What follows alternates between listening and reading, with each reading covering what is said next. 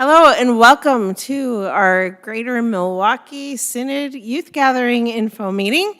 It is great to have you here via video today, and I'm excited to get to know you and get to know your ministry a little bit. My name is Pastor Jennifer Rose. I serve at Our Savior's Lutheran Church in Heartland. I'm one of the pastors there, but I also am serving the Greater Milwaukee Synod as the Synod Gathering Champion. And so my role in that is to get you all excited about the ministry of the ELCA Youth Gathering and help get you some information to help you prepare your group to go. So we're really looking forward to this gathering. It's going to be awesome, and we hope that you are getting excited about it as well. So when I met with groups this last week, we talked a little bit. We did some introductions. We got to know each other a little bit. That's a little harder to do via video. But I would like to invite you to just at least introduce yourself to me and let me know what your history has been with the youth gathering. So I'd like to get to know where you're serving, what you're thinking as far as the youth gathering, and how I can help you. So if you wouldn't mind sending me off a little email, you can reach me at pastorjenniferrose@gmail.com. My information will be on a slide at the end of the presentation too. But I'd love to get to know you and get to know your congregation's youth group and kind of how I can be helpful as you're approaching the youth gathering. The youth gathering has a set of ministry goals. We are looking to kind of reach these goals as we approach this gathering with these youth. One of them is that we're hoping that our youth feel affirmed and challenged in their faith, that they've had kind of a wonderful faith experience with the gathering. We're hoping that they can experience some new perspectives, maybe consider some perspectives they have not considered before. We're thinking that this is a great time for youth to start thinking about their vocation and maybe ponder how their faith might play out in their vocation in the future. We hope that they bond with their congregational group. That's a great way to grow together a little bit as a group, and also to learn more about the ELCA and our partners. All of these goals will help us together to have a great experience at the gathering. And so that's sort of where the gathering is coming from. The theme of this gathering is created to be, and it is based on a verse from Psalm 139, verse 14. I praise you, for I am fearfully and wonderfully made. Wonderful are your works that I know very well. We have some daily themes. I believe these themes will probably show up each day as we go through. There are 5 days, and there are 5 themes. So the first one is brave. The second one is authentic. The third one is free. The fourth one is disruptive. And the last one is disciples. So as you think about those words and what they might mean for you, it might be interesting to think about. What of those words might be challenging for you? As I met with groups this last week, they thought disruptive was a really interesting word in this list of words, and I wonder what you think as well. We also have 2 pre-events that happen before the ministry of the gathering. These events happen July 13th through 16th. The first of those events is the Multicultural Youth Leadership Event, or the MILE. And the other one is the Table. You'll see the word able in that word, the Table. And this is an ELCA gathering of youth with disabilities. And so if you have youth that meet those kind of categories, it'd be awesome to encourage them to consider those pre-events. In a general way, we're hoping that youth that go to these pre-events will also attend the events that happen, or will also attend the gathering. It might be that some youth attending the Table have reasons why they might not be able to attend the gathering and the Table. But in a very general way, we're hoping that youth will attend both of those gatherings if they are going to go to one of these pre-event gatherings. We also have really neatly and interestingly a young adult gathering. And this is the first time this kind of thing has been offered. And it's a really great thing to think about, especially if you have young adults in your congregation that would be defined as ages 18 to 35.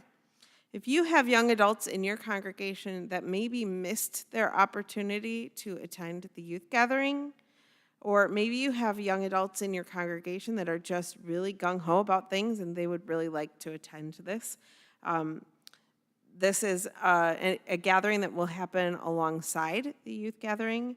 The young adults will attend some of the sessions in the Mass Superdome, and they will also have some of their own stuff happening as well.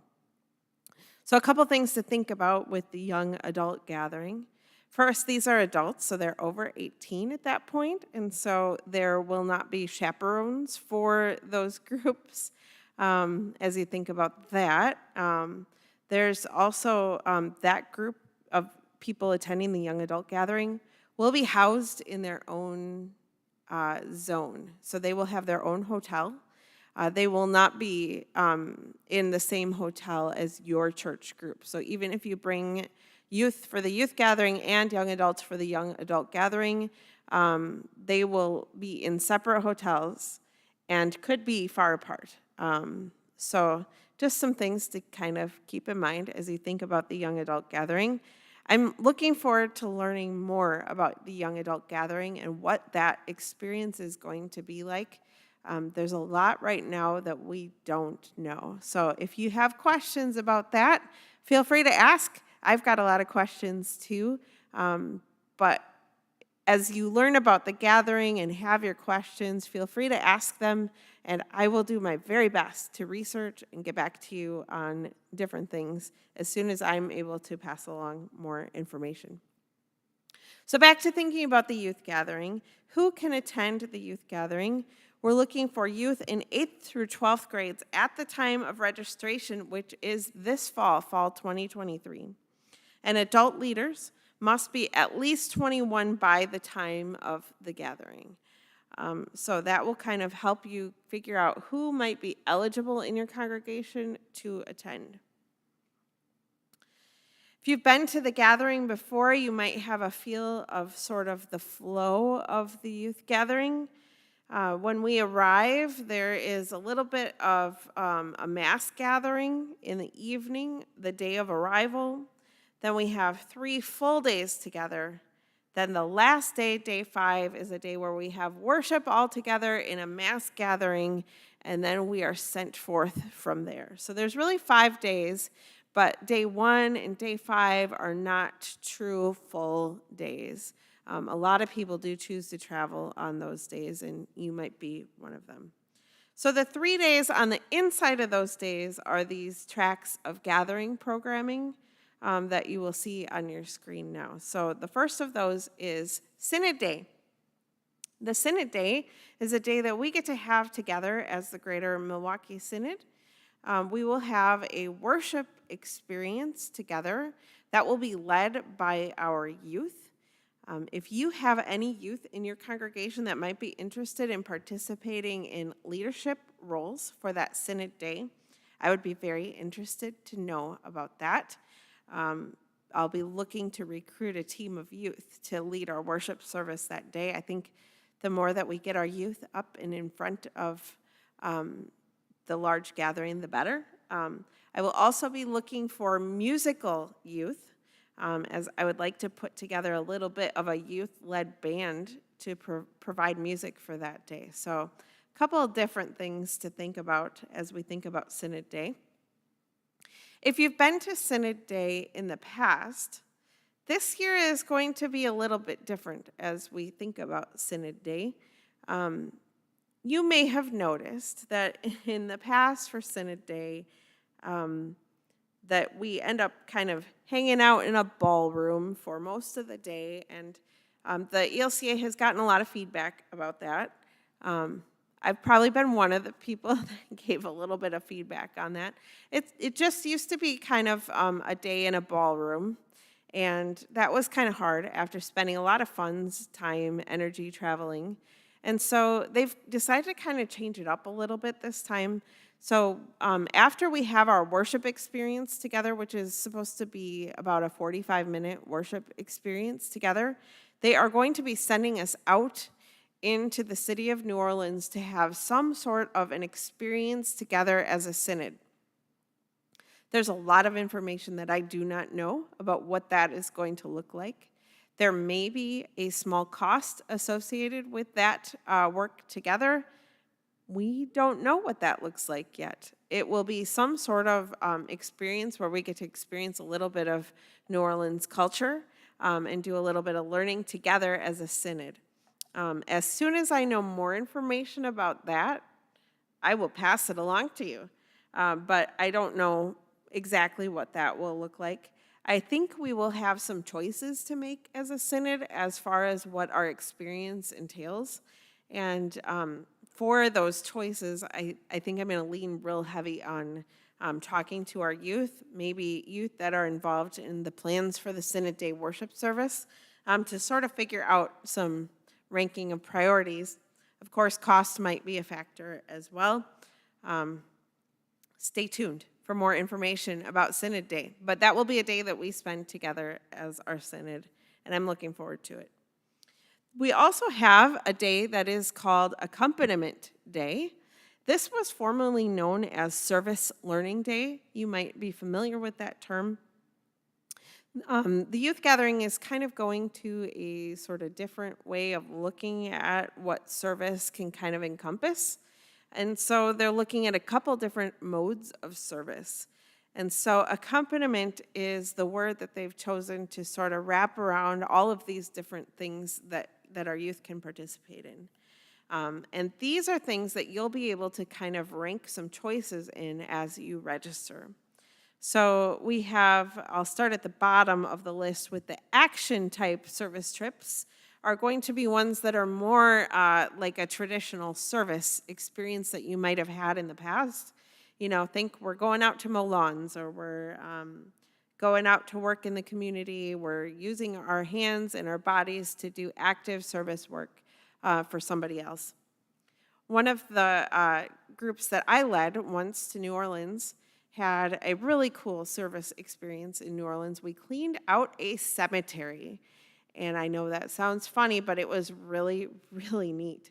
It was a cemetery. You might know in New Orleans, the cemeteries are people are traditionally buried above ground because of the water table in New Orleans. Well, this cemetery was not like that. People were buried in the ground.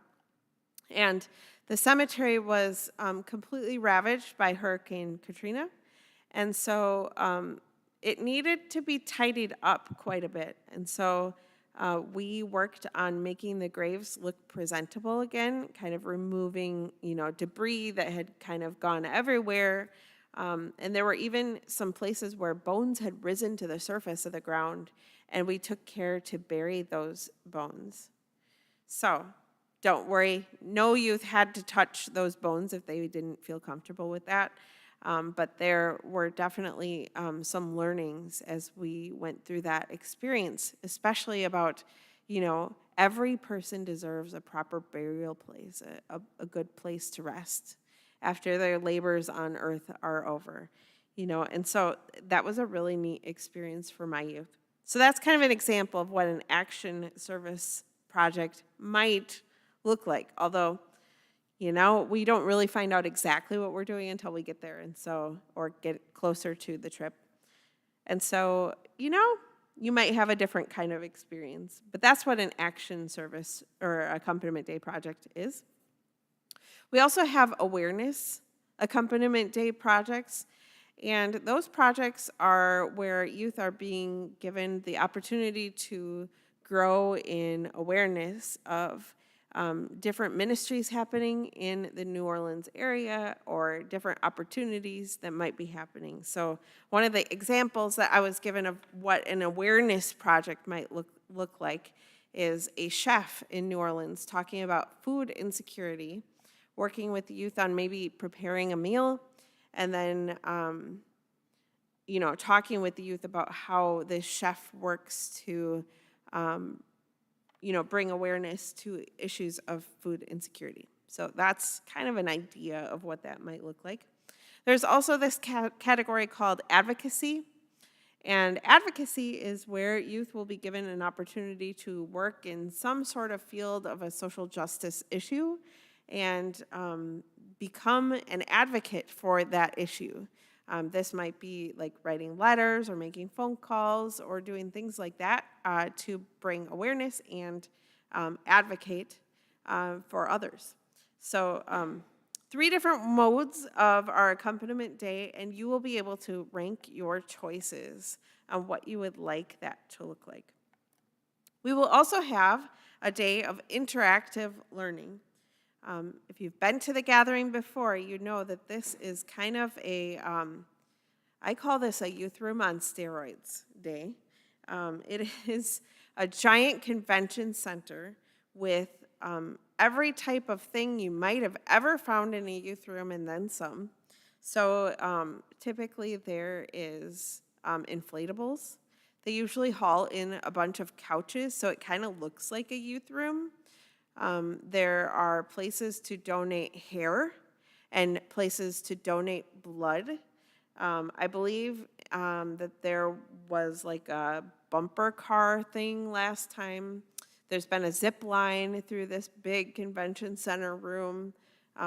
Definitely some kind of high energy things. Also things to kind of learn about different ministries in the ELCA. I've seen that they've had a walk for water where you take a jug and you hoist it onto your shoulder and you learn how in some areas of the world people have to walk with their water to bring it somewhere. And so that interactive learning center is a wonderfully fun day. There's also ELCA colleges tend to be there. There's usually a Habitat for Humanity build that takes place within that room as well. So lots of neat ways to learn about where your faith might take you in the future. Maybe learn about potential careers and that kind of thing. So you see where some of the goals of the youth gathering are sort of bearing fruit in the programming. Every day we will gather together in a mass gathering. This would be where we have speakers and worship and music in the Superdome. And that is an incredible experience. If you've never been able to be part of it, it is awesome, awesome, awesome.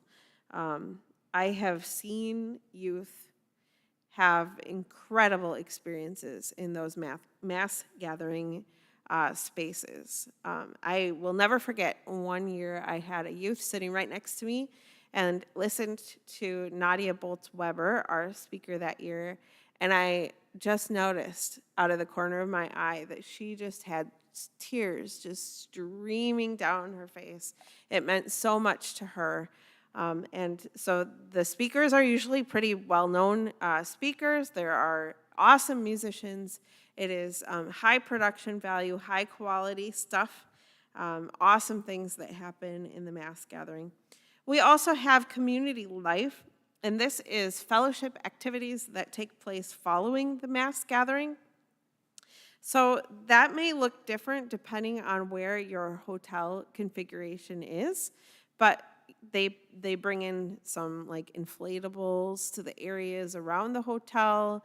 There usually are like karaoke stations, and there might be a room with board games. They bring a lot of things around to sort of provide greater fellowship and opportunities to connect with one another after the mass gathering events are done for the day.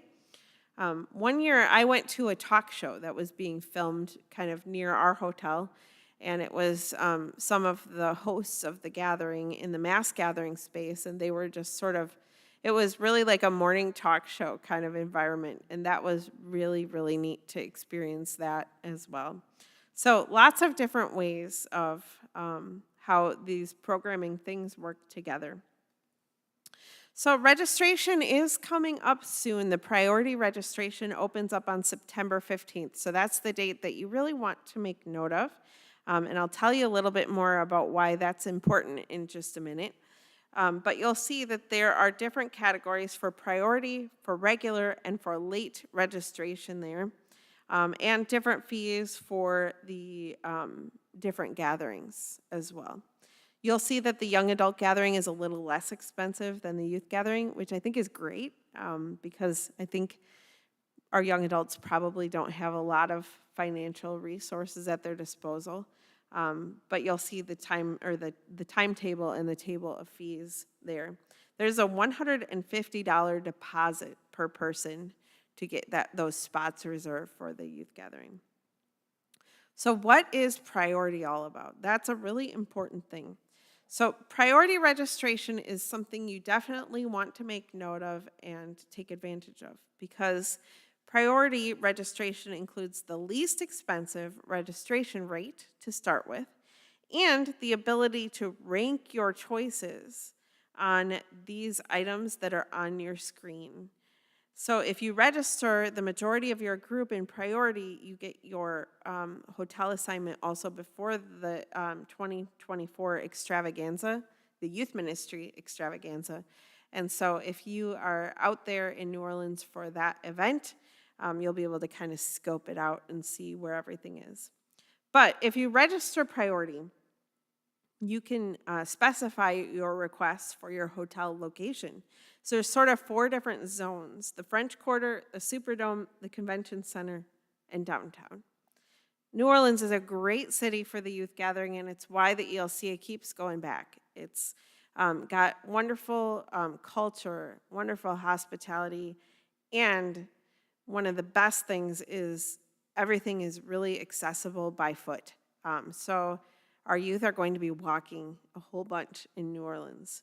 So all of the hotels are going to be within walking distance of some of these venues, but you might have a little bit of a preference as to where your hotel is. So take note of those hotel locations, and you can kind of figure out where you might want to be. You can also rank your choice of accompaniment theme. So those themes we were talking about just a few minutes ago, you will get to sort of rank your choices for that. You also get to rank your choices for your hotel cost this year. So do you want a low-priced, a medium-priced, or a high-priced hotel? If you register priority, you're going to have much higher likelihood of getting your preferred options as far as that goes. Now, there is always the possibility that your group may have a few people want to add in after you've already registered, and that is always possible. They can always add more people to your registration. However, if depending on your room configuration and what the hotel has for currently available rooms at that point, you may end up getting bumped from your hotel if you don't, or if you register a few people later, if that makes sense. So that could be a scenario you may encounter.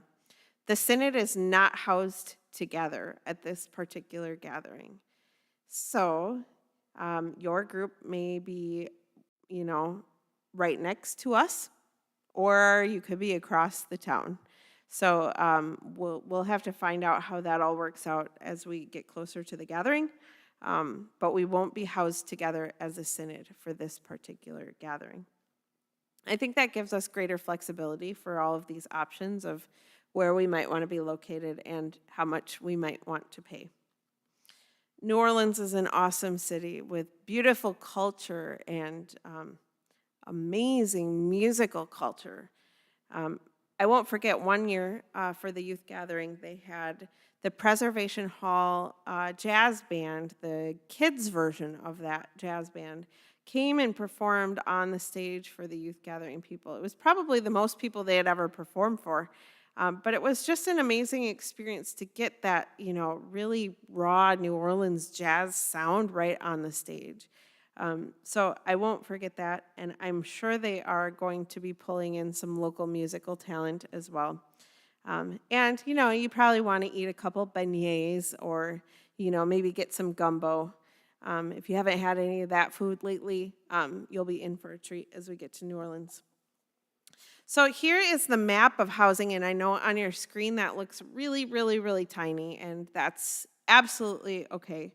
But you can kind of see sort of where the hotels are located as we look at the sort of general lay of the land. These housing options, we're kind of being told that they're going to average around $175 plus tax. Now that is going to be like hotel tax.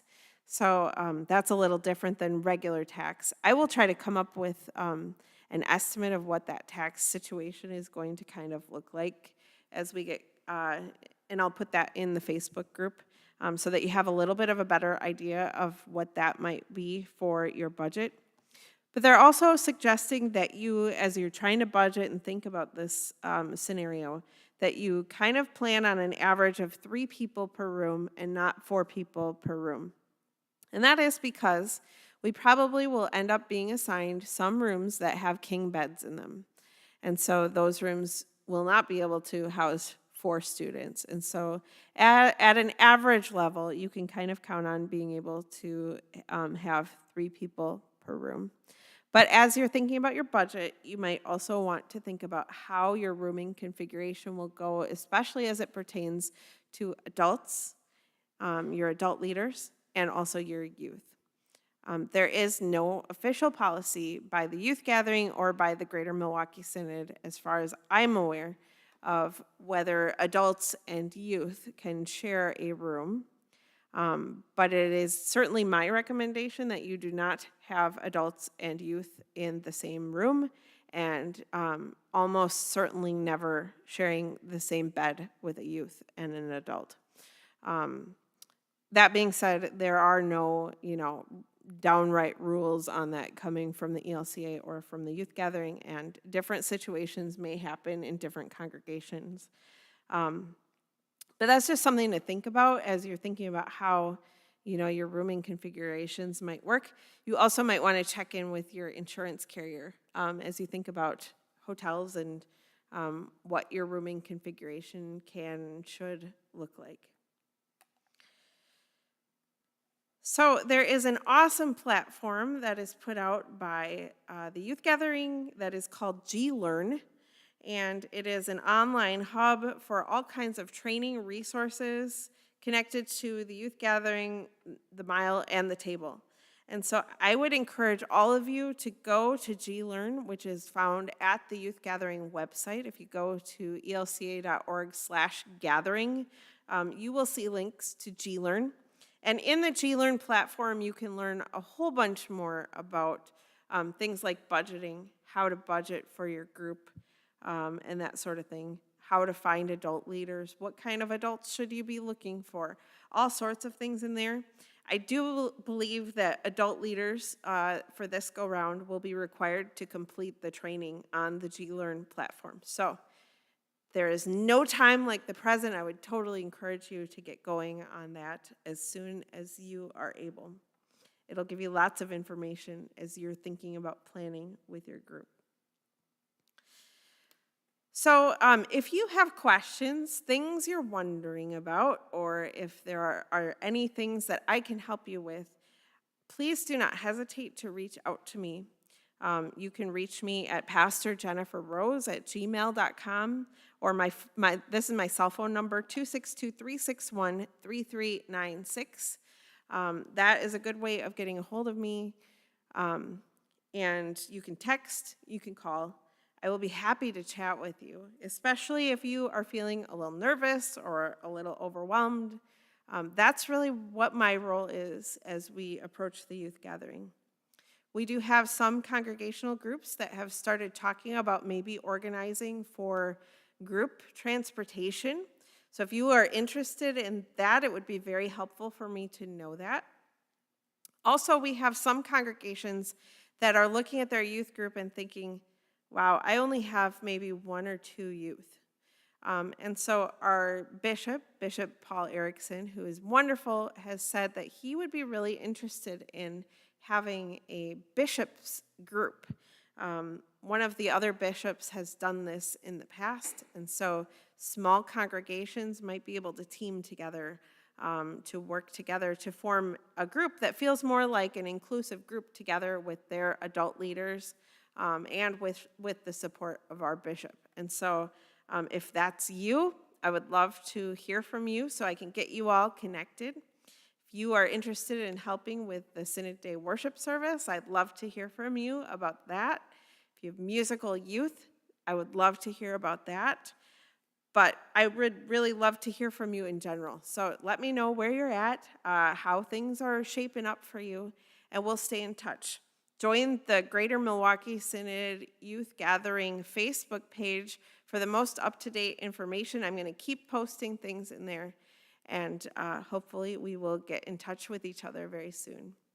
Take care. Thank you.